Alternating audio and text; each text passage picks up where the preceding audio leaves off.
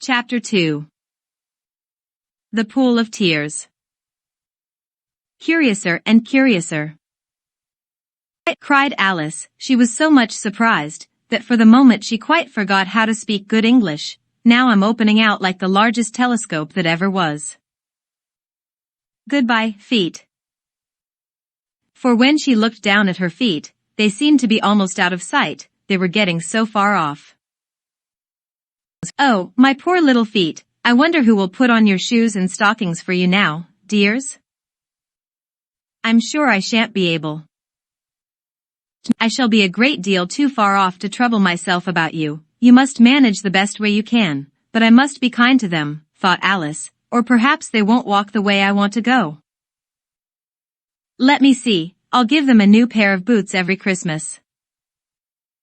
And she went on planning to herself how she would manage it. They must go by the carrier, she thought, and how funny it'll seem, sending presents to one's own feet. And how odd the directions will look. Alice's right foot askew. Hearthrug. Near the fender. With Alice's love. Oh dear, what nonsense I'm talking.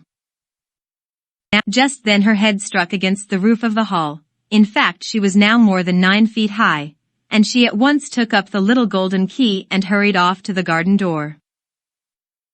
Poor Alice. It was as much as she could do, lying down on one side, to look through into the garden with one eye, but to get through was more hopeless than ever. She sat down and began to cry again. You ought to be ashamed of yourself, said Alice, a great girl like you, she might well say this, to go on crying in this way. Stop this moment, I tell you. But she went on all the same, shedding gallons of tears, until there was a large pool all round her, about 4 inches deep and reaching half down the hall. After a time she heard a little pattering of feet in the distance, and she hastily dried her eyes to see what was coming. It was the White Rabbit returning, splendidly dressed, with a pair of white kid gloves in one hand and a large fan in the other. He came trotting along in a great hurry, muttering to himself as he came, "Oh! The Duchess, the Duchess! Oh! Won't she be savage if I've kept her waiting?" Alice felt so desperate that she was ready to ask help of anyone, so, when the rabbit came near her, she began, in a low, timid voice, "If you please, sir." The rabbit started violently, dropped the white kid gloves and the fan, and scurried away into the darkness as hard as he could go. Alice took up the fan and gloves, and, as the hall was very hot, she kept fanning herself all the time she went on talking. Dear, dear. How queer everything is today. And yesterday things went on just as usual. I wonder if I've been changed in the night? Let me think, was I the same when I got up this morning? I almost think I can remember feeling a little different. But if I'm not the same, the next question is, who in the world am I?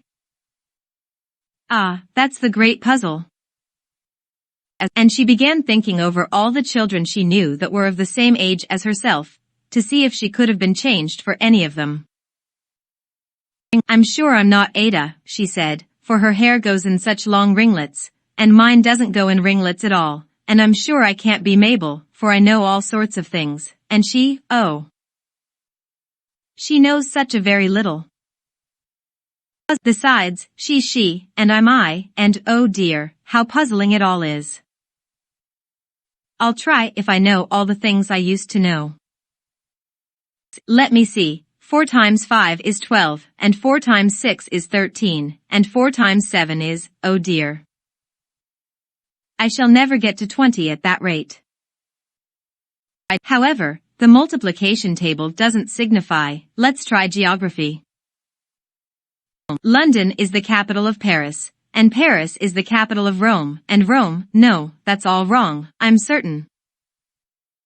I must have been changed for Mabel.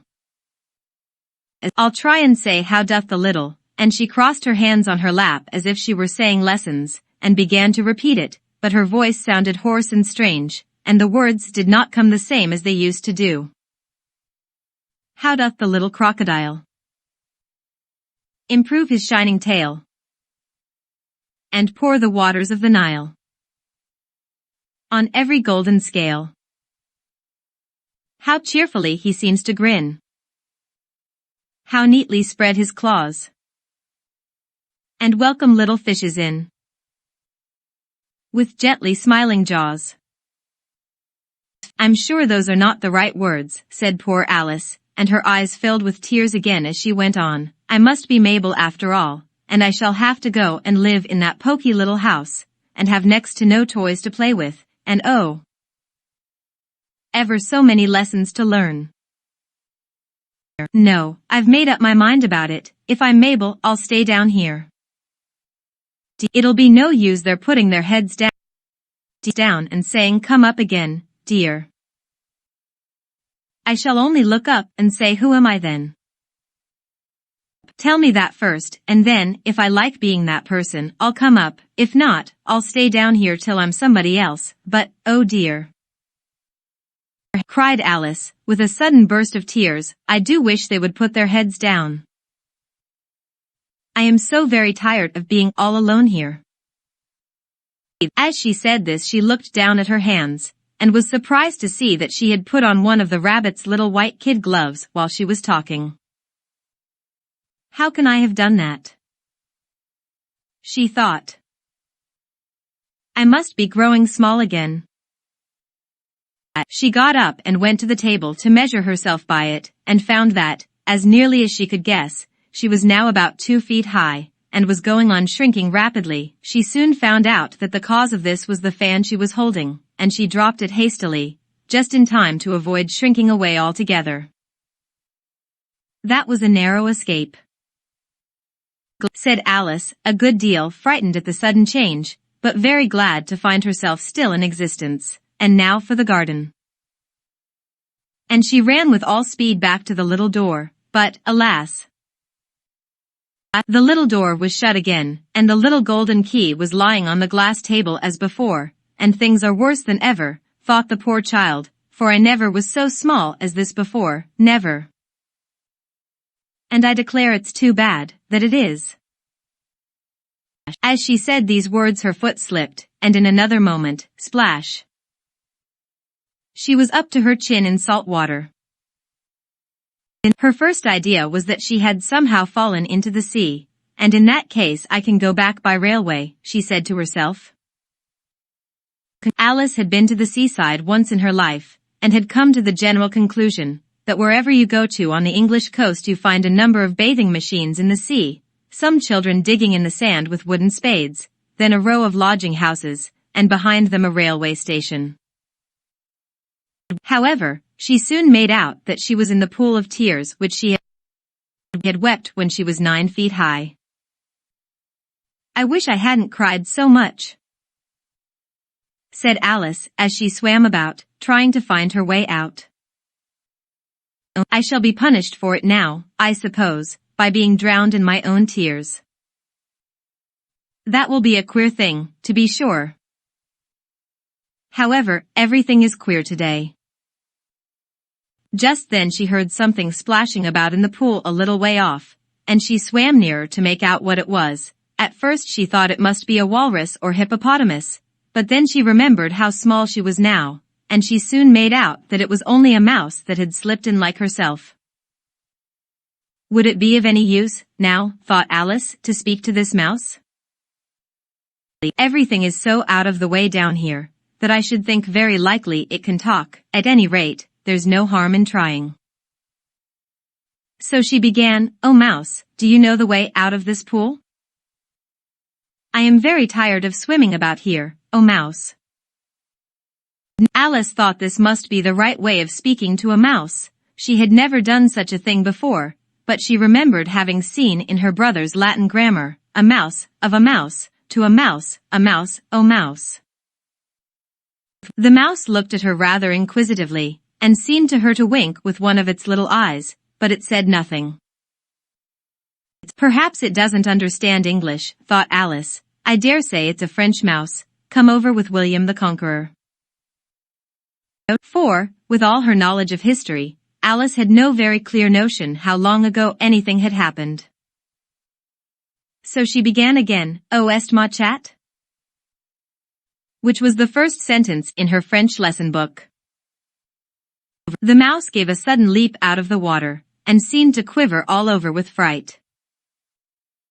"Oh, I beg your pardon," cried Alice hastily, afraid that she had hurt the poor animal's feelings.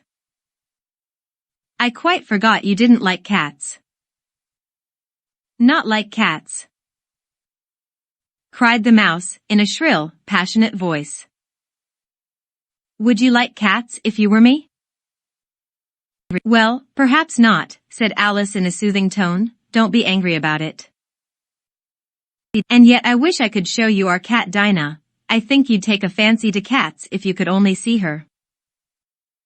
She is such a dear quiet thing," Alice went on, half to herself, as she swam lazily about in the pool, "and she sits purring so nicely by the fire, licking her paws and washing her face, and she is such a nice soft thing to nurse, and she's such a capital one for catching mice." "Oh, I beg your pardon," cried Alice again, for this time the mouse was bristling all over, and she felt certain it must be really offended. "We won't talk about her any more if you'd rather not." "We indeed," cried the mouse, who was trembling down to the end of his tail. "As if I would talk on such a subject. Our family always hated cats, nasty, low, vulgar things." "Don't let me hear the name again." "I won't indeed," said Alice, in a great hurry to change the subject of conversation. Are you fond of dogs?" The mouse did not answer, so Alice went on eagerly. "There is such a nice little dog near our house I should like to show you. A little bright-eyed terrier, you know, with such long curly brown hair. And it'll fetch things when you throw them, and it'll sit up and beg for its dinner, and all sorts of things. I can't remember half of them, and it belongs to a farmer, you know, and he says it's so useful, it's worth £100. He says it kills all the rats and, oh dear," cried Alice in a sorrowful tone, "I'm afraid I've offended it again." For the mouse was swimming away from her as hard as it could go, and making quite a commotion in the pool as it went. So she called softly after it, "Mouse dear, do come back again, and we won't talk about cats or dogs either, if you don't like them." When the mouse heard this, it turned round and swam slowly back to her. Its face was quite pale, with passion, Alice thought, and it said in a low trembling voice, "Let us get to the shore, and then I'll tell you my history, and you'll understand why it is I hate cats and dogs."